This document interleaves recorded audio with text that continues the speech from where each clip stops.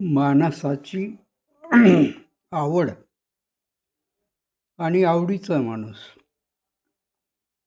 ह्या दोन वेगवेगळ्या गोष्टी आहेत.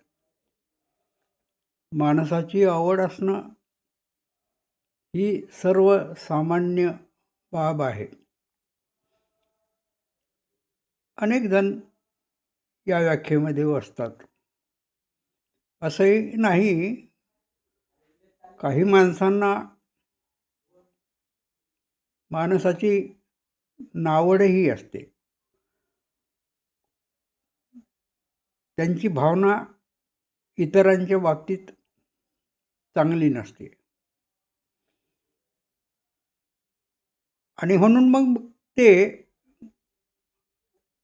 आपण इतरांबद्दल काय बोलायला पाहिजेत याचं तारतम्य सोडून बोलतात, त्यांच्याशी तसं वागतात.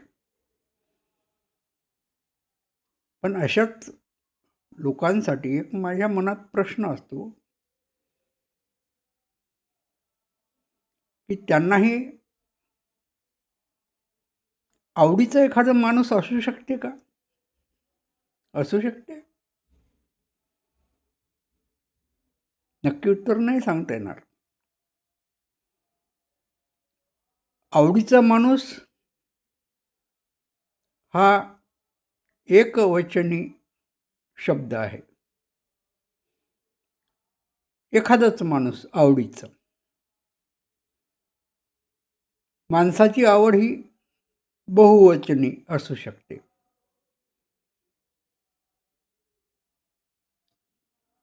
माझ्या बाबतीत तर दोन्ही गोष्टी शक्य आहेत. मला माणसांची आवड आहे, माणसाची आवड आहे आणि आवडीचंही माणूस आहे. आता ह्या आवडीच्या माणसाचंही एक वेगळंच असं तंत्र असते.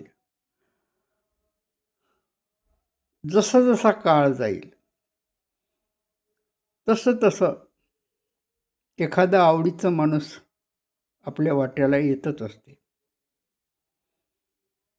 या 4-5 वर्षामध्ये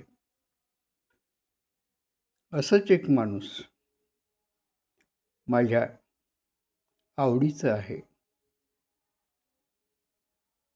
त्याच्याशी बोलावंसं वाटते, त्याच्याशी संवाद साधावासा वाटतो.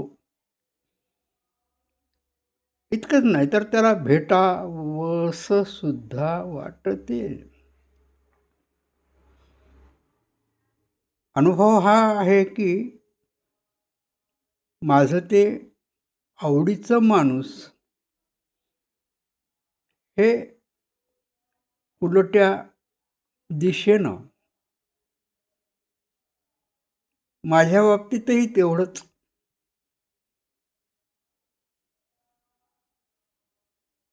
सौजन्यानं वागते आणि म्हणूनच या माणसानं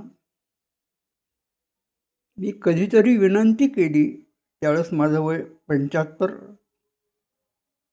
झालेलं होतं किंवा होत आलेलं होतं आणि मला माझा अमृत महोत्सव साजरा करण्याची योजना आमच्या घरच्यांनी आणि काही स्नेहांनी योजली. त्यावेळेस मलाही असं वाटलं की आपण एखाद्या आवडीच्या माणसावर, अर्थात प्रेमाच्या संदर्भात, विषय हा प्रेम घ्यायचा.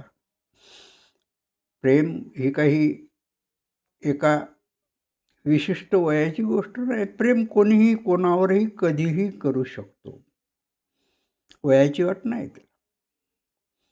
आणि मग अशा आवडीच्या माणसाचा शोध घेत असताना हे आवडीचा माणूस मला गवसलं. तुझी साध ओली ह्या नावाचा 75तील प्रेमाचे अभंग असणारा अभंग संग्रहही मी त्यावेळेस प्रकाशित केला. एवढंच नाही तर तो त्या आवडीच्या माणसाला अर्पणही केला. म्हणजे त्या दृष्टीनं हे आवडीचं माणूस माझ्या मनामध्ये इतकं रुतलेलं आहे की त्याच्याशी कोण्या माध्यमातून संपर्क साधावा, कुठल्या ना कुठल्या तरी. मध्यंतरी मग मी काही आणखी अष्टाक्षरी स्वरूपातल्या रचनाही त्या माणसासाठी केल्या. अर्थात ही प्रेमभावना कशी असते की कायमस्वरूपी ती प्रेमच व्यक्त करेल असं नाही, त्यातही विरह असतो, त्यातही कधी कधी दुरावा निर्माण होतो, त्यातून मग निराशा जन्माला येते आणि मग चिडचिडही होती, कधी कधी रागही येतो, किंवा ते आवडीचा माणूसही आपल्यावर याच पद्धतीनं त्याच्याही भावना आपल्या बाबतीत असू शकतात. हे सगळं समजून आलं त्या काळामध्ये.